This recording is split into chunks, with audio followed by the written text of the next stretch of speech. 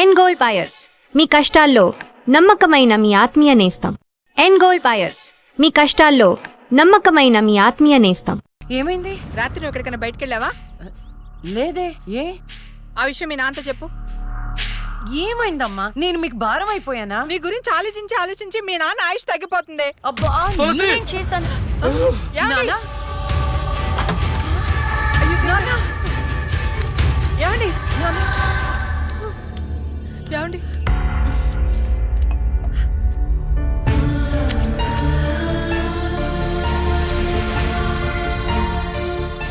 అమ్మా, టాబ్లెట్స్ అయిపోయినాయి. నేను వెళ్ళి తీసుకొస్తాను. త్వరగా వచ్చేస్తాను. లక్ష్మి తెలుసా? నాకు తెలియదు. ఈ అమ్మాయి తెలియదయా. చెప్పో. గాంధీనగర్ 2వ వీధిలో ఉంటారు సార్. అంతకుమించి నాకేం తెలియదు సార్. ఏమండి? బీపీ టాబ్లెట్స్ ఆటమ్ 5 mg కొంచెం త్వరగా ఇవ్వరా?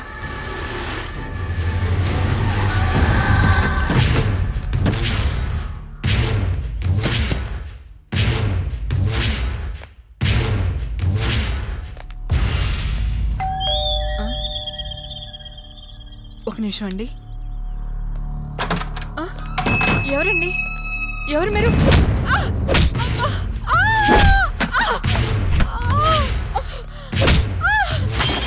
ఏమండి?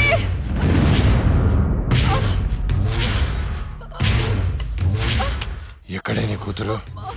ఎవరు మీరు? లక్ష్మి ఎక్కడా? ఏమండి? తులసి, ఏంటిది? ఏంటిది? అమ్మ! ఏమండి? అమ్మ! ఆయన ఏం చేయకండి.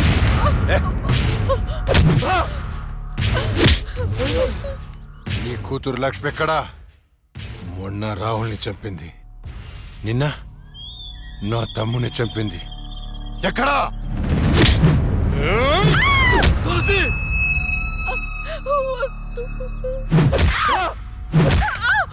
చచ్చింది మళ్ళీ ఎలా బతికొచ్చింది? నేను నిజమే చెప్తున్నానండి.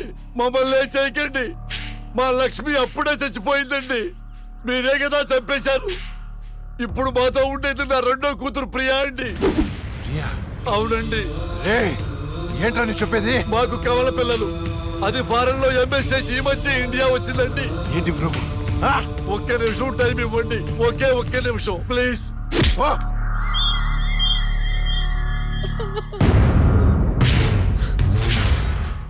ఇది ప్రియా బర్త్ సర్టిఫికెట్ అండి.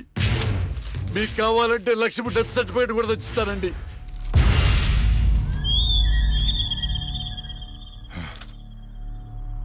ఎక్కడో కొడుతుందిరా.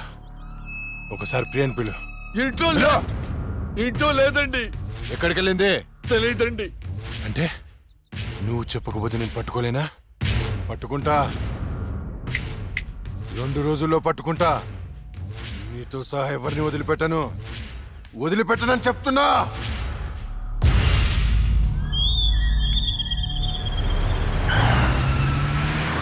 తులసి, ఏమండి? అమ్మా, నాన్న, అమ్మకి ఏమైంది? అయ్యో అమ్మా, నాన్న, హాస్పిటల్ తీసుకెళ్దాం.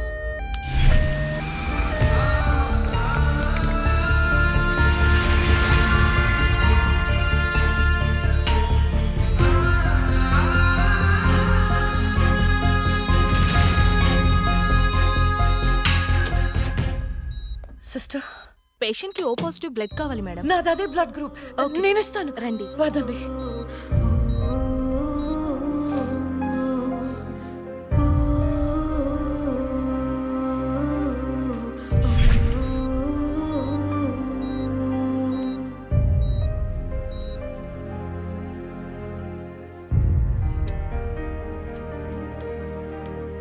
Lakshmi, nothing to worry.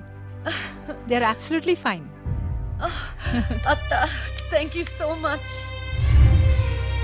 మనకి లక్ష్మి ఒక్కతే కదండి అమ్మాయి. వాడికి లేని ప్రియా గురించి చెప్పారు. సర్టిఫికెట్ కూడా చూపించారు. అసలు మనకి రెండో అమ్మాయి లేదు కదండి. వాళ్ళ నుండి లక్ష్మిని కాపాడటానికి అబద్ధం చెప్పాను. లేని ప్రియను సృష్టించాను. వాడు రాక్షసుడండి. ఇప్పుడు నిజం తెలిసి మన లక్ష్మిని చంపేస్తే ఎన్నిసార్లు చంపుతాడమ్మా వాడు అక్కని? ఎన్నిసార్లు? అక్కేంటండి? ఇది మన లక్ష్మే కదా. అదే నాకు అర్థం కావటం లేదు. అక్కని చంపినోడిని ఎవరిని వదిలిపెట్టను. అక్కేంటండి, ఇది మన లక్ష్మే కదా? కాదు, మీ చిన్న కూతుర్ని. చిన్న కూతురు ఏంటమ్మా? నువ్వు మా లక్ష్మిలాగా వచ్చి మమ్మల్ని ఎందుకు మోసం చేస్తున్నావు? అయ్యో, నేను మోసం చేయట్లేదు నాన్న. అక్కని అన్యాయంగా చంపిన వాళ్ళకి శిక్ష వేసి న్యాయం చేస్తున్నాను. అంటే వాళ్ళిద్దరూ చెప్పింది కూడా నువ్వేనన్నమాట. అసలు లక్ష్మితో నీకేంటి సంబంధం? నీకు మాకు ఏమిటి సంబంధం? నాన్న, నేను లక్ష్మి చెల్లెల్ని, మీ చిన్న కూతుర్ని. చిన్న కూతురు ఏంటమ్మా? మాకున్నది ఒకటే కూతురు. కాదమ్మా, ఇద్దరు. ఒరే నాయనా, అది లక్ష్మీ బాంబురా. సీమ టపాకా ఇలా కాల్చకూడదు, ఇలా కాల్చాలి, ఇలా కాల్చాలి. నువ్వు బాంబులు కాల్చే ప్రయత్నంలో కాల్చుకోకూడని చోట కాల్చుకున్నావు అనుకో, ప్రాబ్లం పెద్దదైపోద్ది. సీమలో నాటు బాంబులేసిన చేతులు ఇవి. ఆఫ్టర్ ఆల్ లక్ష్మీ బాంబు కాల్చలేనా? ఇతను సేవ నుంచి ఎందుకు వచ్చాడంట? పారిపోయి వచ్చావా? సీమ నుంచి పారిపోయి వచ్చావా? అమ్మా, తులసి, తులసి, ఏమైందండి? దేవుడా, మావిడికేం కాకుండా చూడు.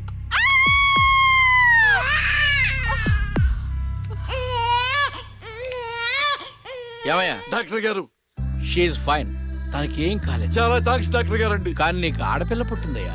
ఆడపిల్ల అయితే ఏంటండి, మా ఇంట్లో మహాలక్ష్మి పుట్టింది. కవల పిల్ల పుట్టారు. అమ్మా, దీపావళికి డబుల్ బోనంజా సార్. ఆడపిల్లలైతే ఏంటి సార్ సంతోషం, చాలా సంతోషం సార్. కానీ ఒక పాపనే మేము రక్షించగలిగాం. రెండో పాప కడుపులోనే జాండీస్తో చనిపోయింది. నేను అక్కలాగే ఈ భూమి మీదకి వచ్చాను, కానీ నా దురదృష్టం పుట్టగానే చనిపోయాను. ఈ విషయం నా భార్యకు తెలియనివ్వకండి సార్. హాస్పిటల్లో అమ్మ వాళ్ళలో ప్రాణాలతో అక్క, శ్మశానంలో ప్రాణాలు లేని నా శరీరాన్ని నాన్న కప్పెడుతుంటే నాకు ఏడుపొచ్చింది. ఆ వయసులో ఏం జరుగుతుందో నాకు అర్థం కాలేదు, కానీ ఆ దేవుడు నాకు అన్యాయం చేశాడని నాకు అర్థమైంది.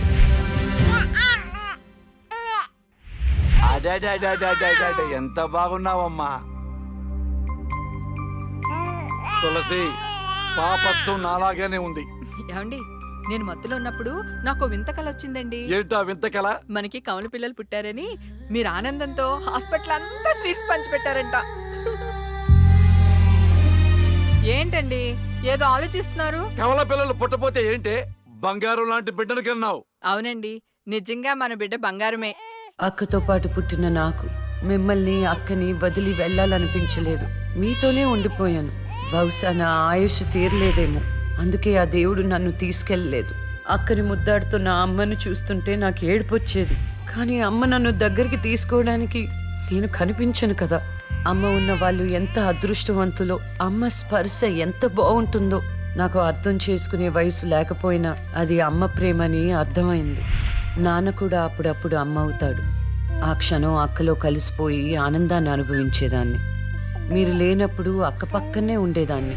నాకు ఇంత అన్యాయం చేసిన దేవుడు చిన్న సంతృప్తిని మిగిల్చాడు, ఎందుకంటే నేను అక్కకి కనిపిస్తాను కాబట్టి.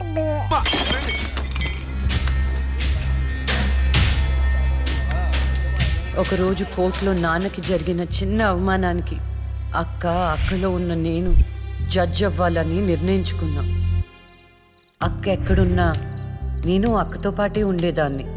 నేను తనకి కనిపిస్తానన్న విషయం అమ్మా నాన్నలతో చెప్పకూడదని ఇద్దరం ప్రామిస్ చేసుకున్నాం, ఎందుకంటే నన్ను పంపించేస్తారేమో నన్న భయం.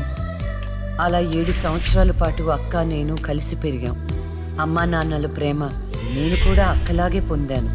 ఒకరోజు అక్కకి జ్వరం వస్తే డాక్టర్ దగ్గరికి వెళ్ళాం. పాపకి టాబ్లెట్లు వాడండి. చాలా సంతోషం డాక్టర్ గారు, వస్తాం. వస్తామండి. రామ్మా. మీ పాప అండి? అవునమ్మా, ఎంత పెద్దదైపోయింది. మీ హాస్పిటల్లోనే కదా పురుడు పోశారు. ఉంటానమ్మా. ఆ తాగుబోతు డాక్టర్ ఆ రోజు తాగేసి పాపకు ఆపరేషన్ చేశాడు. పాపం ఆ పాప నరం కట్టయి చనిపోయింది. లేకపోతే ఆ పాపకి కవల చెల్లుండేది. ఇన్నాళ్ళు నాకు అన్యాయం చేసింది దేవుడు అనుకున్నాను, కాదు ఒక డాక్టర్. పాపా, నువ్వు ఈ టాబ్లెట్లు వేసుకుంటే అన్నీ తగ్గిపోతాయి నా బంగారం. కాదు నాన్న యొక్క టాబ్లెట్ నాన్న ప్లీజ్ నాన్న ఆ. జ్వరం తగ్గిపోద్ది నాన్న బుజ్జు నా బంగారు తల్లి. రా కమా మీకు దండం పెడతాను. ఇక నా దగ్గర పని చేయాలంటే నాతో బోనే కొట్టించుకోవాలా. నన్ను వదిలిపెట్టండి. Come on darling.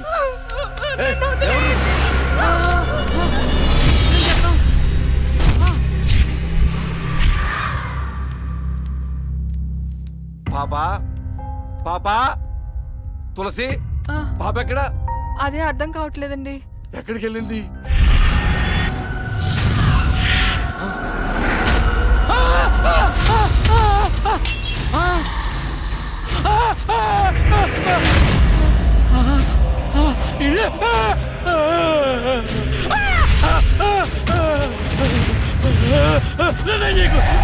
నీ దండం పెడతా.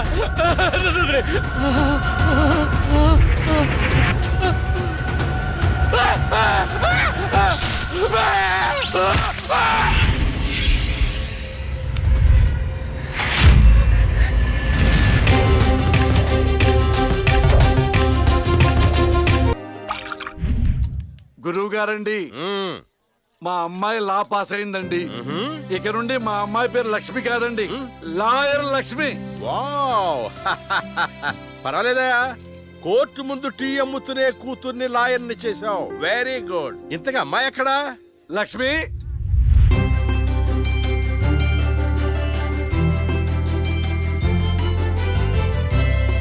ఏంటి నాన్న పిలిచారు? సార్, మా అమ్మాయి లక్ష్మి. నమస్కారం అండి. అమ్మా నరసింహరావు గారని పెద్ద లాయరు. అవునా? వయసులోనా? కాదురా, మామూలుగా కూడా పెద్ద లాయరేనమ్మా. నేను మీ గురించి చాలా విన్నానండి. అంటే సాక్ష్యాలతో సంబంధం లేకుండా ఎలాగైనా కేసు మీ వైపు మలుచుకుంటారని విన్నాను. అదేనమ్మా లాయర్ తెలివితేటలు. అది సరే, ఇంతకీ నువ్వు సొంతగా ప్రాక్టీస్ చేద్దాం అనుకుంటున్నావా, లేక నాలాంటి వాడి దగ్గర అసిస్టెంట్ గా చేద్దాం అనుకుంటున్నావా? అంటే ఇంకొకరి దగ్గర చేస్తే వాళ్ళ ఇన్ఫ్లుయెన్స్ నా పైన పడుతుంది కదండి. అలా కాకుండా డైరెక్ట్ గా ప్రాక్టీస్ చేద్దామని అనుకుంటున్నాను. నేను నాలా ఉండాలని. గుడ్. వాయిస్ దేముంది సార్, మనుషులందరి దగ్గర ఉంటుంది. లాయర్ కి ఉండాల్సింది ఆనెస్టీ. అది నా దగ్గర ఉంది సార్. హానెస్టీ, నిజాయితీ. చూద్దాం నీ నిజాయితీతో ఎన్ని కేసులు గెలుస్తావో. All the best. అమ్మా చూసావా, నువ్వు నోరు తెరిస్తే అవతల వాడు నోరు ఎలా మూతపడిందో, కోర్టులో కూడా ఎలాగ చంపేయాలా. నాన్న, నాకు మంచి చాయ్ పెట్టి. ఏయ్, నా బంగారు తల్లికి మంచి చాయ్ రెడీ చేయరా. మా అమ్మాయి లాయర్ అయిందండి. శుభం. తన పేరుతో అర్చన చేయించండి. అలాగేనమ్మా. శుక్లాం భరధరం విష్ణుం శశివర్ణం చతుర్భుజం ప్రసన్నవదనం ధ్యాయేత్ సర్వ విఘ్నోపశాంతయే ఇష్టకామ్యార్థ ఫల సిద్ధిరస్తు.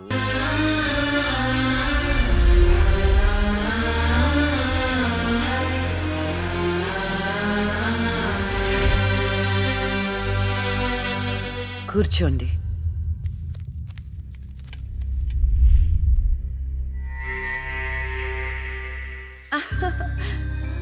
All the best. Proceed. Your honour, ఈ బోనులో ఉన్న రాజీవ్ అనే యువకుడు స్వయానా ఎమ్మెల్యే గారి ముద్దుల కొడుకు. వాళ్ళ నాన్నగారు అధికారంలో ఉన్నారన్న అహంకారంతో నడి రోడ్డు మీద ఒక యువతిని అందరూ చూస్తుండగానే తన కారులోకి లాగి మానభంగం చేశాడు. అంతేకాదు యువర్ ఆనర్, అదే కారుతో ఆ అమ్మాయిని గుద్ది చంపేశాడు యువర్ ఆనర్. ఈ ఘటన జరిగి 4 సంవత్సరాలు అవుతుంది. ఈ రాజీవే హంతకుడని అందరికీ తెలుసు, కానీ ఇంతవరకు నిందితుడికి శిక్ష పడలేదు your honour. Objection your honour. Objection sustained. Thank you. ఈ పేపర్లో, టీవీల్లో వచ్చిన వార్తల ఆధారంగా శిక్షిస్తూ పోతే జైళ్లు నిండేవి యువర్ ఆనర్. ఈయన క్లయింట్ ఎమ్మెల్యే గారి కొడుకు అవటం వలన అతన్ని రాజకీయంగా దెబ్బ కొట్టాలనే ఉద్దేశంతో ఈ ప్రతిపక్షాలన్నీ ఏకమై ఈ ఛానళ్ల వాళ్ళతో కలిసి పడిన కుట్ర మాత్రమే ఇది. ఈ రాజీవ్కి చనిపోయిన అమ్మాయికి ఎలాంటి సంబంధమూ లేదని తమరికి విన్నవించుకుంటూ అతన్ని నిర్దోషిగా భావిస్తారని ఆశిస్తున్నారు. That's all your honour. Objection your honour. ఇలాంటి వాళ్ళకి శిక్ష పడకపోతే ఎంతో మంది అమ్మాయిలు బలైపోతూనే ఉంటారు. నేను ఇదివరకు ఎన్నో సాక్ష్యాలను కోర్టులో ప్రవేశపెట్టడం జరిగింది యువర్ ఆనర్. దయచేసి మానవతా దృక్పథంతో ఆలోచించి జడ్జిమెంట్ ఇవ్వండి.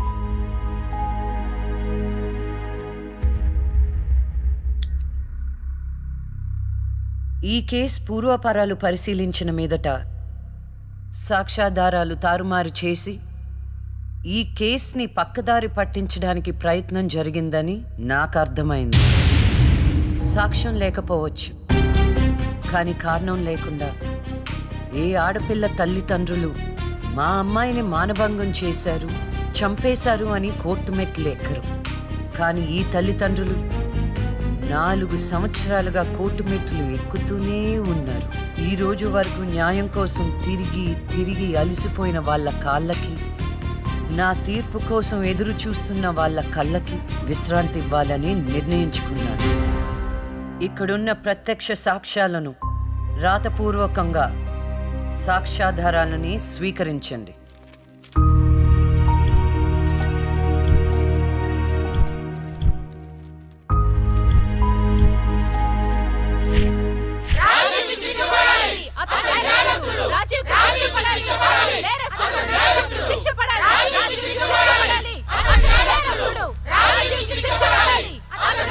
Order, order, order. రాజీవ్ అనే ఈ ముద్దాయికి లైఫ్ ఎమెన్షన్ కఠిన కారాగార శిక్ష విధించడమైనది. Objection your honour. Objection overruled. The court is adjourned.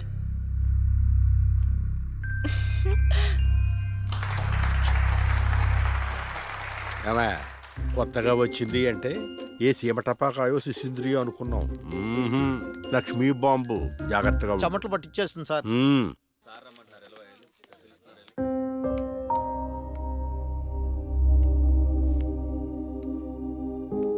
Hello hello, అందరూ ఒకే దగ్గర ఉన్నారు. ఏంటి స్పెషల్? చేపల పులుసు మేడం. ఓహో, తినండి తినండి. మీ అందరికీ ఒక విషయం చెప్పేద్దామని వచ్చాను. ఇక మీదట దొంగ సాక్ష్యాలను ఎంకరేజ్ చేయకూడదు. న్యాయంగానే వాదించాను. ఏమిటి మేడం, ఏం మాట్లాడుతున్నారు? ఇంకెలా మాట్లాడమంటారండి? హా? కోర్టుని కూరగాయల మార్కెట్లా తయారు చేశారు. స్టేషనరీ నుండి సాక్ష్యాల వరకు ప్రతిదీ అమ్మకమే. మర్డర్ కేసుకో రేటు, దొమ్మి కేసుకో రేటు, రేప్ కేసుకో రేటు. చిచి, చెప్పుకుంటేనే సిగ్గుచేటు. సంపాదించుకుంది చాలు, ఇక అన్నీ మారాలి. అన్నీ మారతాయి. ఇక నుండి దొంగ సాక్ష్యాలు చెప్పేవాళ్ళు కోర్టు సరౌండింగ్స్ లో కూడా కనిపించడానికి వీల్లేదు. ఎవడైనా కక్కుర్తిపడి డబ్బు కోసం దొంగ సాక్ష్యాలతో కేసుని గెలిపించుకోవాలని చూస్తే వాళ్ళని కూడా నేరస్తుల బోన్లో నిలబెడతా, శిక్షలో షేరింగ్ ఇప్పిస్తా. ఇక నుంచి న్యాయం గెలవాలి, న్యాయమే గెలవాలి, న్యాయమే గెలవాలి, న్యాయమే గెలవాలి. ప్రశాంతంగా ఉన్న అక్క జీవితంలో ఒకరోజు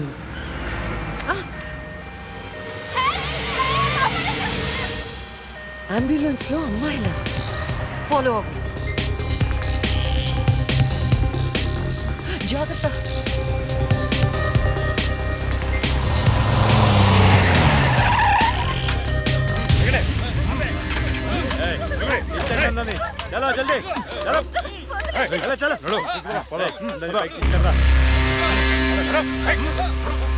అంతా ఓకే అన్నా, తీసుకొచ్చే అందరినీ. ఏం ప్రాబ్లం రాలేదు కదా? అంబులెన్స్ లో అమ్మాయిలు ఉంటారని ఎవరు గెస్ట్ చేస్తారన్నా?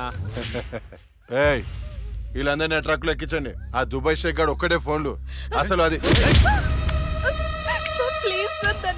ఓయ్, అరవకో. ఏంటే నువ్వు అరిస్తే రిప్లై ఇచ్చేవాడు ఇవ్వలేడు. ఇది నా ఏరియా. రేయ్, తీసుకెళ్ళండి రా అందరినీ. తీసుకెళ్ళండి తొందరగా. పోవే.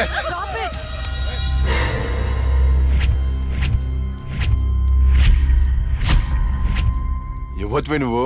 అది తర్వాత హాస్పిటల్ కి వెళ్లాల్సిన బండి ఇక్కడికి వచ్చిందేంటి? ఏంటి పాప క్లారిఫికేషన్ కావాలంట? రేయ్, ఇచ్చేయండి రా. అమ్మాయే కదా అని అలుసుగా చూస్తున్నారేమో. లక్ష్మి, జస్టిస్ లక్ష్మి ఆవేశపడి అటాక్లు చేశారో ఆక్సిజన్ ఆగిపోద్ది. Arrest him.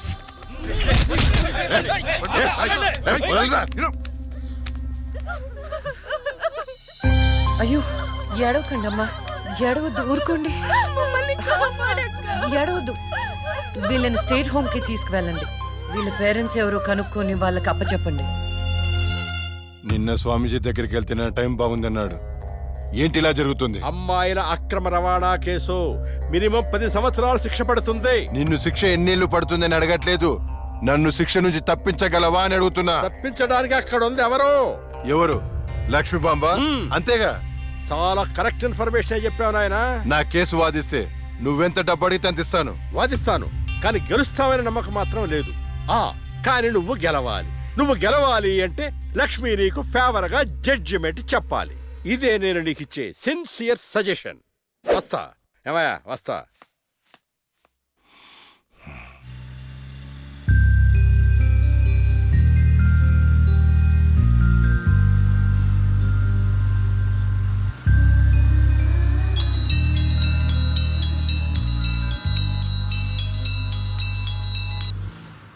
హలో, వైకుంఠాన్ని నా కేసు విషయంలో పోలీసు నుండి లాయర్ల వరకు అందరూ నా చేతుల్లో లేదు, నా చేతుల్లో లేదని చేతులు ఎత్తేస్తున్నారు. కారణం నువ్వంటే భయం. ఆ భయాన్ని కోరేట్ ఫిక్స్ చేశాను. కోటి రూపాయలు. నువ్వు రేట్ ఫిక్స్ చేసింది వాళ్ళల్లో ఉన్న భయానికి కాదు, నాలో ఉన్న నిజాయితీకి.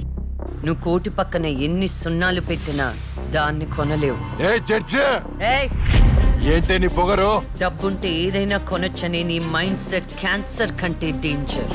దానికి ఆల్రెడీ ట్రీట్మెంట్ స్టార్ట్ చేశా. ఏంటి నువ్వు చేసేది? కొన్నాళ్ల పాటు జనాల మధ్య తిరగకుండా ఊసలు లెక్క పెడుతూ చిప్పకూడు తింటే ఆటోమేటిక్ గా సెట్ అవుతావు.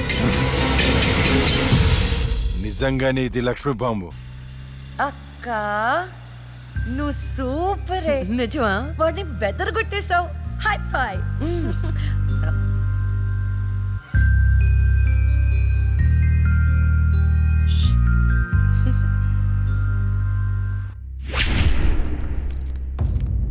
కంటిన్యూ. అంత మాత్రానికి నా క్లయింట్ని నేరస్తుడు అనడం భావ్యం కాదు. పట్టుబడిన 10 మంది అమ్మాయిలు ఇచ్చిన స్టేట్మెంట్ ఆల్రెడీ మీకు సబ్మిట్ చేశాం.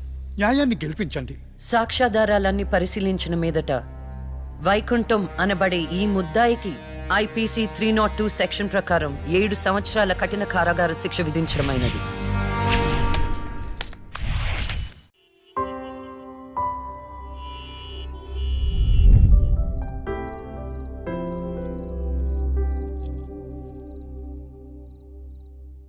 టంటడైన్! భలే ఉన్నావక్క. ఏంటోనే భయం వేస్తుంది. జస్టిస్ లక్ష్మికి పెళ్లి చూపులంటే భయమా? అంతే మరి. నువ్వు కూడా నాతో రావే. నువ్వే, అది నీ పర్సనల్ ఇష్యూ, నువ్వే చూసుకో. అంతేనా? నీకేంటక్క, నా దిష్టి తగిలేటట్టుంది. నువ్వు బంగారం.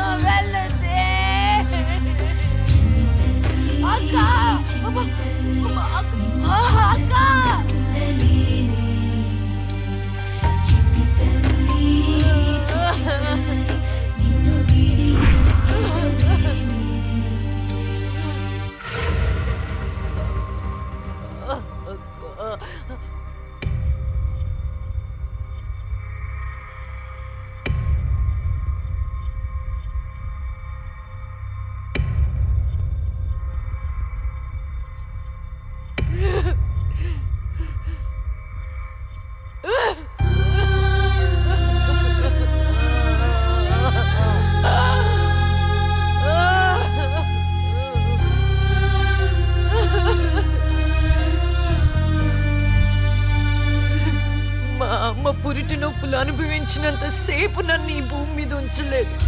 పుట్టగానే చంపేశావు. పోనీలే, అక్క పుట్టింది. అమ్మ నాన్నకి ఒక్కగానొక్క కూతురు అనుకున్నా. వాళ్ళైనా ఆనందంగా ఉంటారని ఆశించాను. కానీ దాన్ని కూడా చంపేశావు.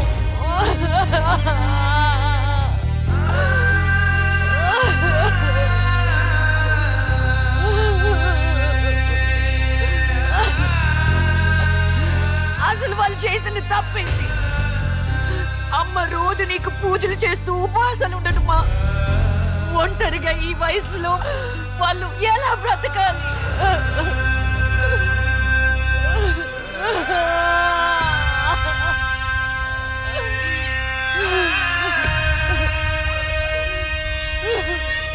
అక్కకు జరిగిన అన్యాయం చూసి తట్టుకోలేకపోయాను. పాపం ఆ దేవుడు కూడా చలించిపోయాడేమో. చిన్న వరం ఇచ్చాడు. అప్పుడప్పుడు అక్క శరీరంలోకి వెళ్ళే నేను శాశ్వతంగా తన శరీరంలో ఉండిపోయాను.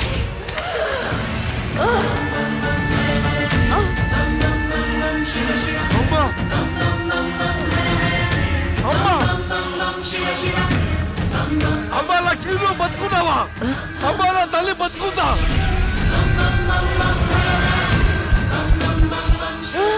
అమ్మా! అమ్మా! మీకేం కాలేదు కదా? నాకేం కాలేదు, నువ్వు పదమ్మా. అదే నాకేం కాలేదు నా తల్లి. అమ్మా, ఏం చెప్పొద్దురా అమ్మా, నువ్వేం చెప్పొద్దురా. అమ్మా, అమ్మా, మీకు విషయం చెప్పాలి నాన్న. కరుణించావా తండ్రి? అప్పుడే అక్క గురించి చెప్తామనుకున్నాను. అక్క ప్రాణాలతో ఉందనే ఆనందంలో మీరున్నారు. అందుకే చెప్పలేకపోయాను నాన్న. అమ్మా, మనకి కోర్టులు న్యాయాలు వద్దు. ఏ ఊరైనా వెళ్ళి ప్రశాంతంగా బతుకుతావమ్మా. అది కాదు నాన్న, నా మాట ఒకసారి వినండి. అమ్మా,